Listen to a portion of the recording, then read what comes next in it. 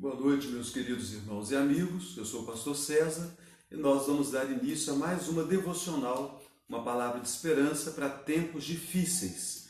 Eu quero convidar você a abrir ou ligar a sua Bíblia no primeiro livro de Samuel, capítulo 30. Nós vamos fazer a leitura dos versículos de número 1 até ao versículo de número 9. Diz assim a palavra de Deus: Sucedeu, pois, que chegando Davi e os seus homens ao terceiro dia a Ziglag, já os amalequitas tinham dado com ímpeto contra o sul e Ziglag, e a esta ferido e queimado. Tinham levado cativas as mulheres que lá se achavam, porém a ninguém mataram, nem pequenos, nem grandes, tão somente os levaram consigo e foram seu caminho. Davi e seus homens vieram à cidade, e ei-la queimada, e suas mulheres, seus filhos e suas filhas eram levados cativos. Então Davi e o povo que se achava com ele ergueram a voz e choraram, até não terem mais forças para chorar. Também as duas mulheres de Davi foram levadas cativas, Ainoã, a Jezreelita, e Abigail, a viúva de Nabal, o carmelita. Davi muito se angustiou, pois o povo falava de apedrejá-lo, porque todos estavam em amargura, cada um por causa de seus filhos e de suas filhas. Porém Davi se reanimou no Senhor seu Deus. Disse Davi a Abiatar, o sacerdote, filho de Aimeleque: Traze-me aqui a estola sacerdotal. E Abiatar a trouxe a Davi. Então consultou Davi ao Senhor, dizendo: Perseguirei eu o bando? Alcançá-lo-ei? Respondeu-lhe o Senhor: Persegue-o, porque de fato o alcançarás e tudo libertarás. Partiu, pois, Davi, ele e os 600 homens que com ele estavam, e chegaram ao ribeiro de Besor, onde os retardatários ficaram. Nós temos aqui a história de Davi, o grande rei de Israel, grande guerreiro, grande compositor, grande músico. Davi foi um homem que reuniu em si mesmo muitas qualidades. É conhecido nas Escrituras como o homem segundo o coração de Deus. Mas Davi nunca teve vida fácil. Davi nunca teve vida tranquila. Se alguém passou por problemas, essa pessoa nas Escrituras com certeza foi Davi. Esse momento da história que nós estamos lendo, Davi ainda não era rei de Israel. Davi estava sendo perseguido por Saul. Saul era o rei benjamita que reinava sobre a nação, um rei escolhido segundo a vontade do povo, e Davi era genro de Saul. Mas Saul percebera claramente que havia sido rejeitado por Deus e que Davi era o escolhido de Deus para reinar em seu lugar. Cresceu um ódio de Saul contra Davi e durante muitos anos Davi sofreu perseguição por parte de Saul. Uma perseguição tão ferrenha, uma perseguição tão assustadora, uma aflição tão grande que Davi passava por causa de Saul, que as Escrituras nos dizem que Davi foi buscar refúgio em meio aos inimigos mais terríveis que Israel tinha naqueles dias, que eram os filisteus. E Davi conseguiu abrigo entre os filisteus, ele ganhou a simpatia do rei filisteu, e ali ele ficou durante um bom tempo, numa cidade chamada Ziglag, ele e um exército que ele foi formando ao longo da sua caminhada como fugitivo. E houve um momento da história em que os reis filisteus, ou os príncipes filisteus, resolveram empreender uma batalha contra Israel. Davi viu uma oportunidade naquela ocasião. Ele estava infiltrado ali no meio da terra dos filisteus e viu a oportunidade de ingressar com o exército no ataque a Israel. Na verdade, seria uma armadilha. Davi estaria com eles, mas assim que a batalha estivesse para iniciar, ele e o seu exército se virariam contra os filisteus. Os demais príncipes filisteus não confiaram em Davi, porque sabiam que Davi era um guerreiro muito poderoso e eles tinham medo de que Davi na batalha, e mesmo sendo perseguido pelo rei de Israel, que ele se voltasse a favor de Israel para ganhar a confiança do rei e voltar para casa. Então é nesse contexto que nós encontramos aqui o texto que nós lemos. Davi foi exigido dos príncipes que Davi não os acompanhasse naquela batalha. Davi então volta para a cidade de Ziglag, onde ele estava acolhido, e quando ali chega, um exército, um povo, os amalequitas, invadiram a cidade, sequestraram as mulheres, os filhos, os servos, os rebanhos e fizeram saquear a cidade, deixaram a cidade desolada. Quando Davi e o seu exército chegou, porque a cidade estava sem a proteção, pois Davi havia planejado, infiltrado nos exércitos filisteus, atacar Israel. Ele deixou a sua própria cidade desprotegida. Quando chegam ali, o que eles encontram é a cidade saqueada e as famílias foram sequestradas. As famílias foram levadas embora. Então aquele exército de Davi e Davi passaram por uma aflição muito grande. De sorte que a nossa devocional de hoje é uma palavra de esperança para tempos difíceis na vida de Davi e do seu exército. E essa palavra de esperança, ela pode ser aplicada com certeza para a minha vida e para a sua vida também. Vamos observar o comportamento de Davi, do seu exército, mas principalmente de Davi, que era um homem segundo o coração de Deus, e vamos imitar este comportamento em nossa vida para nós passarmos pelas aflições e encontrarmos sucesso como Davi encontrou. Eu convido você, depois que nós terminarmos essa devocional, a fazer a leitura da sequência do texto e você vai ver como a vitória concedida a Davi e o seu exército foi extraordinária. Quando nós olhamos para o texto, a primeira coisa que eles fizeram está no versículo de número 4. Então Davi e o povo que se achava com ele, o seu exército, ergueram a voz e choraram, até não ter mais forças para chorar. Na hora da aflição, eu e você precisamos entender que é preciso chorar. Nós não somos super-homens. Nós não temos um poder acima dos outros mortais. Nós, cristãos, homens e mulheres, adultos e jovens, anciãos e adolescentes, nós estamos sujeitos às aflições dessa vida aqui. Nós não precisamos nos mostrar mais forte do que ninguém. A Bíblia nos mostra o Senhor Jesus em seu ministério fragilizado em alguns momentos. Nos mostra o Senhor Jesus chorando. Nós encontramos também outros grandes personagens da Bíblia passando por aflição, por depressão, por ansiedade, e todos eles choraram. Então eu quero convidar você, se você quer ter esperança, quer ter paz, não tenha medo de chorar. Alguns momentos há que é necessário chorar. Alguém diz que quando nós choramos, nós lavamos a alma. Então chore.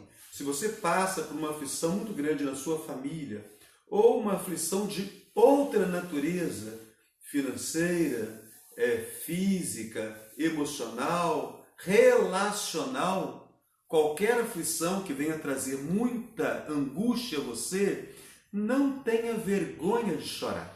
Então a primeira atitude de Davi foi chorar. Chorou até não ter mais forças para chorar. Chore tudo que você tem que chorar. Mas nós não podemos passar a vida chorando. nós precisamos ir além disso.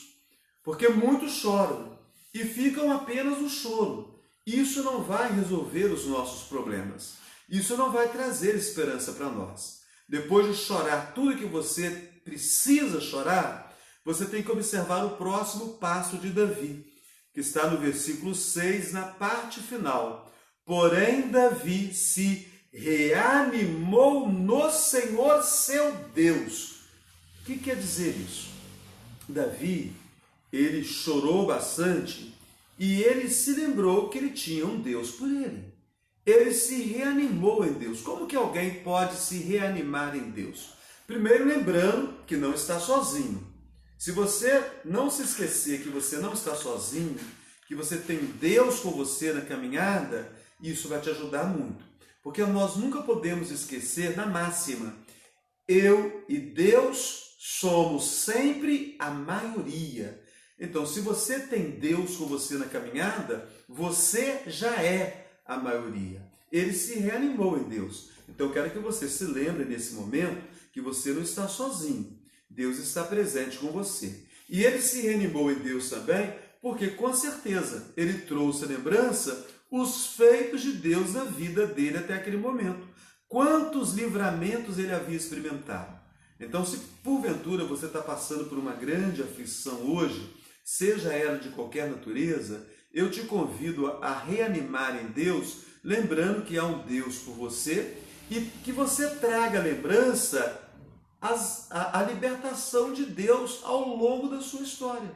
Você já passou por outros problemas, ou esse problema que você está passando agora, de repente você já passou por ele noutra ocasião e você conseguiu vencer essa situação. Mas Davi não parou aí.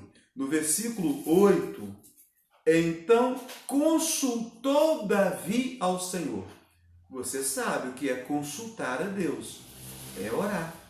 Davi orou. Davi buscou a Deus. Davi não sabia o que fazer. Ele estava desorientado. Imagine você chegar em casa e de repente sua casa toda revirada, sua família sequestrada, você não sabe o que fazer da vida. Davi e o exército não sabiam o que fazer da vida.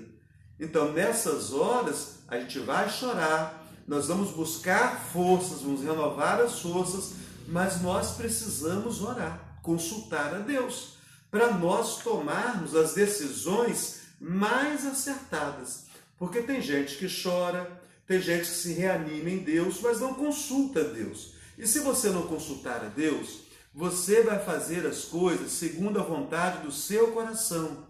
E todas as vezes que eu e você tentamos resolver os nossos problemas segundo a vontade do nosso próprio coração, as coisas não terminam bem.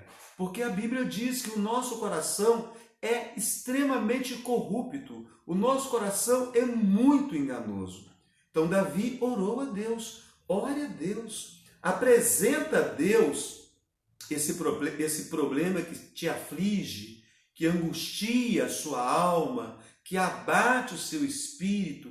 Fala com Deus e peça a Ele: Senhor, o que eu vou fazer? Davi foi muito claro. Aqui no texto, ele pergunta para Deus: perseguirei eu o bando? Ou seja, Deus, se eu sair com o meu exército, devo perseguir esse bando?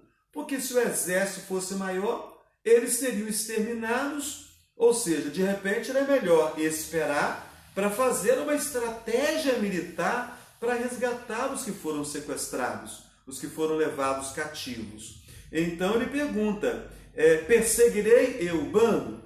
Alcançá-lo-ei? Porque eu vou perseguir, mas eu vou alcançar? Eu vou ter bom êxito? Então é preciso que eu e você tenhamos esse cuidado de consultarmos a Deus e de sermos muito transparentes nas nossas indagações. Se você tem dúvidas, faça as perguntas certas para Deus. Pergunte para Deus exatamente aquilo que está tirando a sua paz, aquilo que está deixando dúvidas para você na sua caminhada. E, por fim, o que nós encontramos aqui, o quarto e último passo, foi atitude. No versículo 9, partiu, pois, Davi, ele e os 600 homens que com ele se achavam, e chegaram ao ribeiro de Besor, onde os retardatários ficaram. A partir daí eu convido você a ter a atitude de ler o restante do texto e conhecer a história. Já posso adiantar para você aqui, dar um spoiler para você, que Davi vai ser bem sucedido, tudo vai dar certo. Mas eu convido você a fazer a leitura do restante desse texto. Davi partiu Davi e os homens que estavam com ele. Então eu quero convidar você a partir para a luta, a partir para uma atitude. Então você precisa que, olhe os passos de Davi. Primeiro ele chorou. Chore pelo problema que está afligindo você. Não tenha vergonha de mostrar a sua fragilidade diante de Deus. Mostra para Deus que você está dependendo dele de fato. Reanime as suas forças. Traga lembrança tudo que Deus já fez na sua vida. Não foi ao acaso. Deus te preparou para esse momento. Você está mais preparado hoje para enfrentar as lutas do que no dia de ontem. Consulta a Deus, ora, peça a Deus orientação segura sobre o que você deve fazer e parta para a luta. Porque não adianta você ficar orando e esperando como num passe de mágica que as coisas vão acontecer. O milagre é você orar, consultar a Deus e partir para ter uma atitude. Deus vai honrar a sua atitude, Deus vai honrar a sua disposição de fazer algo. Não sei essa noite se é pela sua família, se é pela sua vida profissional, se é por algum relacionamento amoroso, se é algum problema de enfermidade, você sabe muito bem. Vamos orar. Bondoso Deus, muito obrigado pelo teu cuidado conosco. Por termos sempre nas Escrituras uma palavra de esperança para tempos difíceis. Porque as Escrituras nos mostram homens e mulheres que passaram por lutas, que passaram por aflições, que passaram por abatimento, que tiveram ansiedade, que enfrentaram a depressão. Ó Deus, homens e mulheres assim como nós, que enfrentamos também as nossas lutas diárias. Alguns momentos em nossas vidas, essas lutas nos parecem um pouco mais intensas. Ajuda-nos, ó Deus, assim como o Senhor fez com Davi, que nós possamos nos libertar do medo, da vergonha, e que nós possamos chorar até que não haja força nenhuma em nós. Que nós possamos chorar diante do Senhor, porque o Senhor com certeza vai se compadecer de nós. Que nós nos reanimemos em Ti, que o Teu Espírito Santo nos ajude a trazer a lembrança, tudo de bom que o Senhor já fez em nossas vidas. Os momentos difíceis pelos quais nós já passamos e fomos bem-sucedidos e chegamos até aqui. Também ajuda-nos, ó Deus, para que nós oremos a Ti. A Tua palavra diz que antes que a nossa oração, a palavra de nossa oração chegue à boca, o Senhor já a conhece por inteira, mas o Senhor quer que nós verbalizemos. Nós precisamos falar com o Senhor, consultar ao Senhor e finalmente partir para a luta, ter uma atitude. Que não haja em nós um espírito de covardia, mas um espírito de disposição para crer na palavra e para ser abençoado por meio dessa palavra. Toma nas tuas mãos todos aqueles que passam por alguma aflição, todos aqueles em que a alma está profundamente angustiada. Consola, Deus, esses corações e essas mentes, traz a paz e a alegria a cada um. Assim oramos, no precioso e maravilhoso nome do Senhor Jesus. Amém. Que Deus abençoe muito a sua vida. Eu convido você a visitar as páginas de nossa igreja, Igreja Presbiteriana de Muriaé. Nós temos reunião de oração amanhã, terça-feira, às 19h30, e nós contamos com a sua presença para juntos adorarmos a Deus. Deus abençoe a sua vida.